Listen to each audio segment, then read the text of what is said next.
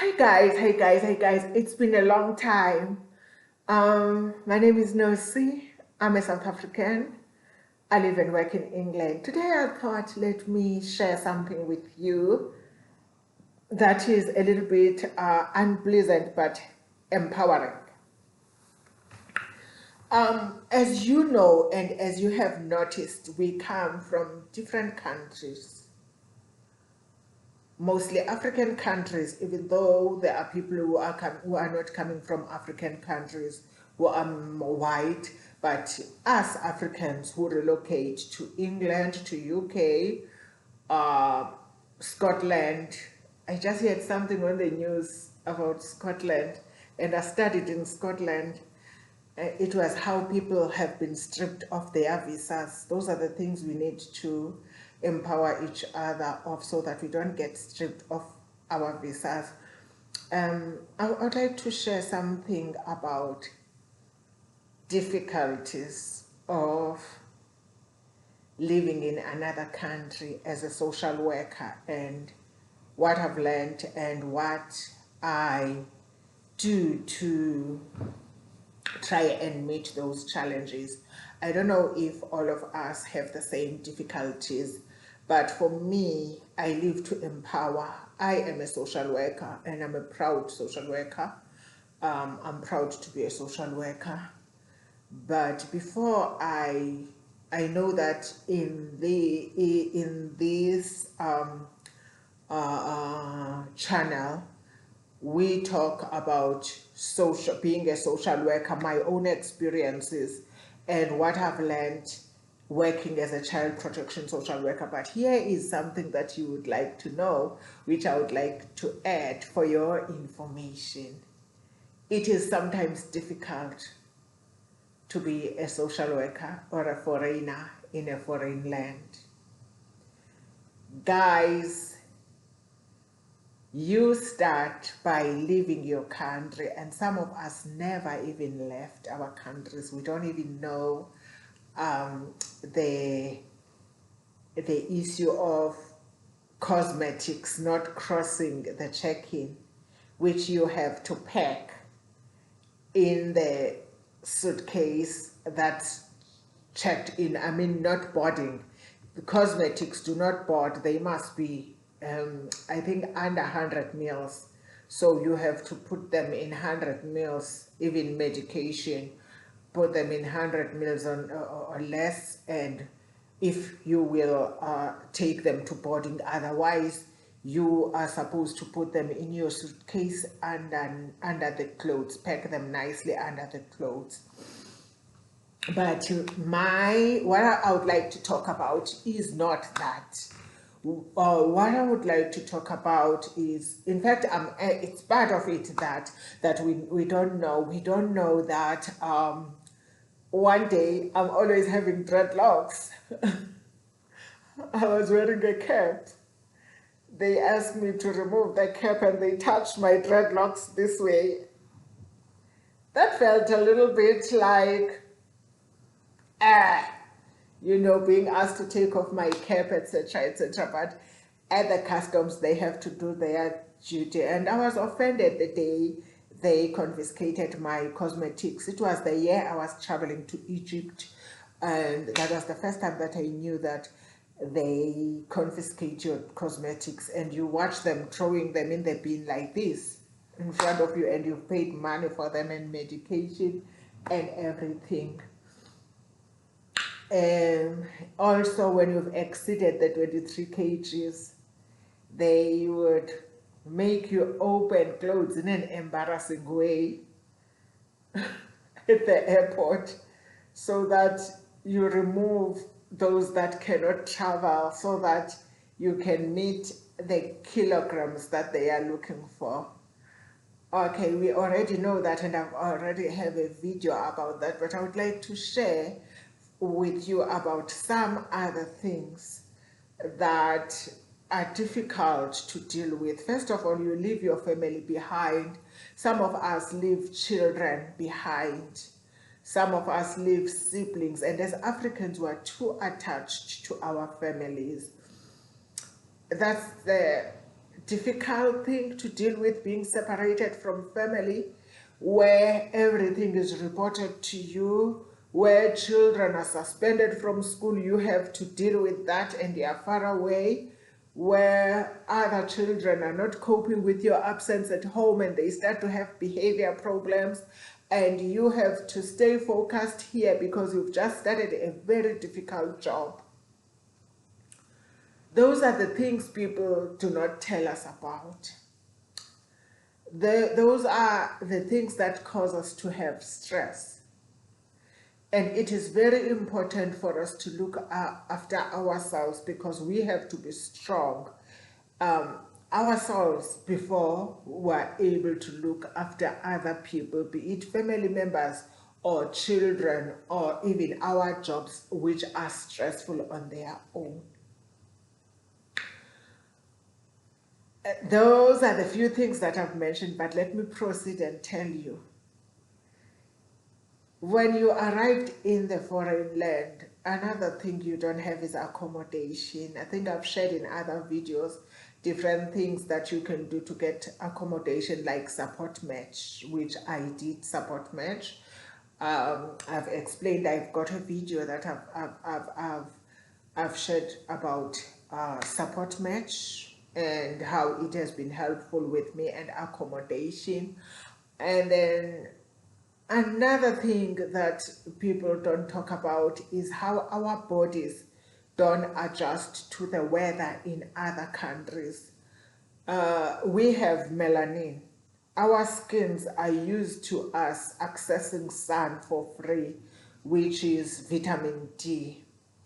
And sometimes we get poorly and we think we have arthritis, we think we have bone diseases, only to find out that it's vitamin D deficiency, which is again a lesson for us to take vitamin D religiously.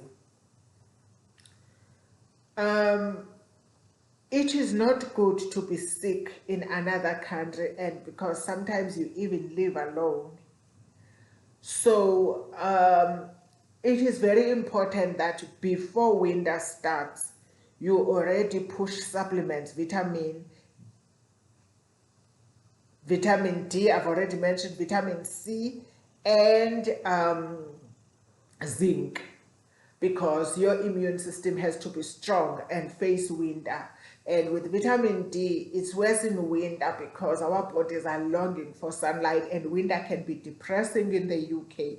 So you are supposed to look after ourselves.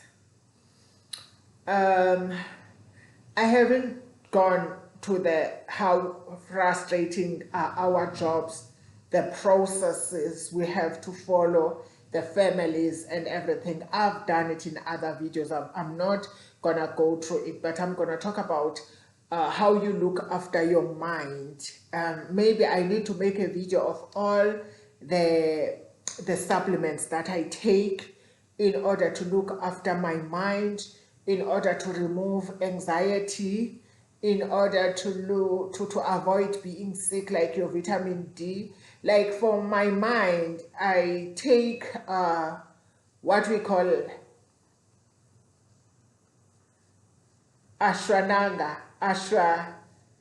okay, I'm gonna put it in the comment section because now I forgot the name. Maybe I'm supposed to show you these vitamins quickly.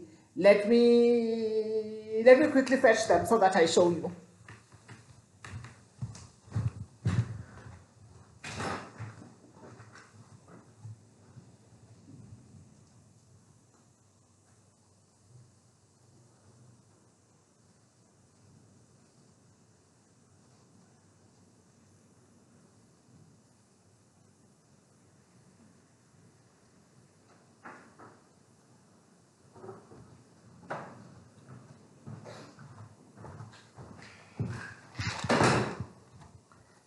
Okay, others are in my room, but can you see this? It's called ashwagandha. It's very good for anxiety, for mental health. Let me read it for you, how it's good for. 1 capsule daily with water, preferable with a meal. This supplement is is very good. Okay, I've also seen on Facebook some people saying it makes you fearless, but it's good in fighting anxiety and in calming your mind. But what they have returned here, what they have written here is that okay, I'm gonna waste time if I read everything, but Google the health benefits of ashwagandha. The calm. This one I take it when I come back from work because I'm afraid to get drowsy, just to calm me because it can be anxious to be in another country. I'm taking vitamin B6 for energy. Okay, in my age, I'm over 40. So we start losing hair. There's a name for it, menopausal something. So I take a supplement for my hair, skin, and nails. Vitamin D3. I've already mentioned what vitamin D is for and how it helps. It helps. I take probiotics. I take omega-3 and 6.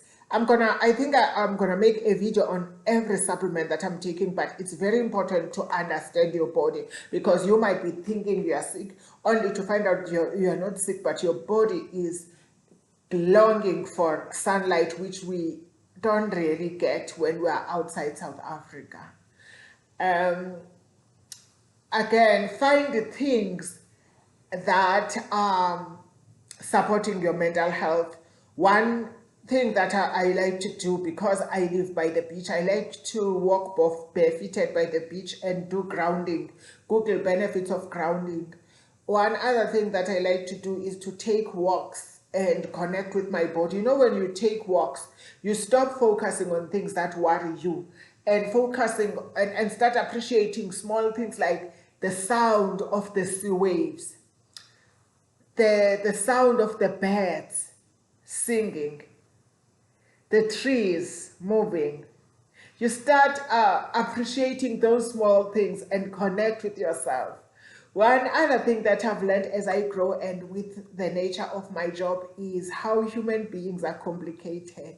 And sometimes I don't want to see human beings and I'm longing to connect with myself. So it helps for me to take those walks, and those who also follow on Facebook will know that I've also worked on behalf of bereaved children. You focus on your body and how it's getting tired and all of that, but for once your mind relaxes and it helps. And what also has been helpful for me are the breathing exercises, where you breathe in, you count 1, 2, 3, 4, breathe in, you hold it. Another 3, maybe 1, 2, 3, 4, breathe in, then you hold the 3, and then there are 2 ways of getting it out. You hum, or you sigh, or you just take it out. You know, it's always calming for me to hum when I'm taking it out. Take breathing exercises. There are those headaches that likes to attack us when we have stress. Sometimes when you have a headache, give yourself a head massage here, up, entla kwentamo, up, apho kuqala inwele, and then you give yourself those heart massages, you know, here. Sometimes when my hands are tired of doing it, I take something like for me, I have even soft stones because I used to have a massage parlor, so I have stones. I sometimes use it with the stones and massage myself, but sometimes I do it with my hands or come and ask someone to do it. Those headaches can go away. Some people drink water, cold water or hot water. Some will get tea, some will get massages before you take painkillers. Then if it doesn't stop, you can take painkillers. Without making a very long video, there are so many things that we deal with. The first time that I saw rats and how big they are was in England, and I was scared. The first time I was trapped by a big cat, it was in Egypt. I cried. Those who know me know I've shared this story where I saw how big cats can be. You might think the Egyptian cats were big. The cats are big in England, and people love them as pets. People embrace them. They are black, and I'm a black woman. You must just think what I've been taught growing up with black cats. But pets are loved here, and I've seen big cats, and I've learned some little things, the beauty of appreciating little things. When in this house the pipes are blocked, I don't call a plumber. I've learned to do it on my own. Go underneath, I'll show you one day, and open the pipes and take off the fat and everything and put them together. I've also learned that here you cut your own trees. I'm going to show you these videos one day where I'm cutting trees. That it is what it is. I cut my own trees in the house. I paint my own tables. And it is during that time that I miss home, because I would call someone and pay them at home to do those little jobs. I cut my own grass. I wash my own car. I've got a video where they have garages where you put money and you wash it, or otherwise sometimes you wash it on my own, which is something that I've never done. So you grow up in a way and you learn how to survive isolation from family. Sometimes you have bad news from home. You are longing for a hug. There's not even someone to hug you because you are isolated in a world, in a foreign land. I talk a lot about the difficulty in our jobs, allegations in our jobs, and some are done only because you are black. But people are saying sometimes they would be done even if you were not black, but it doesn't mean we don't get stress from allegations. Some people will be mean at you and will make you feel that you are different in terms of the color of your skin. I think I've shared with you how when one day I was driving to London, an extremist called the police on me just because I made a mistake at the roundabout, called the police on me and said a black driver was drunk and driving. I don't even drink. So I think let me stop here because it's becoming a very long video. I can share a lot. In fact, I'm going to make a video and showing you in action some things that are cultural shocks that we don't talk about. People always think that coming here we get rich, there's a lot of money, but they don't talk about how expensive is life, how expensive is food here, how expensive is accommodation here, how expensive is everything here. You know, and that's when you rethink your decision to relocate and say, was it worth it? Okay, it is good that your children will get free education, but if you don't have children who need that free education, sometimes you wonder, is it worth it? And then you pray that God can give you a high-paying job back into your country so that you can go back. With all that being said, I would like to thank you for listening. Please like, share, and comment and ask questions. I love you. I'm here to share information. I'm here for us to start conversations, to have debates, and to support one another. I know we can. You can do this. I can do this. But always, always, always pray first, aim high, and then stay focused. I love you. Bye.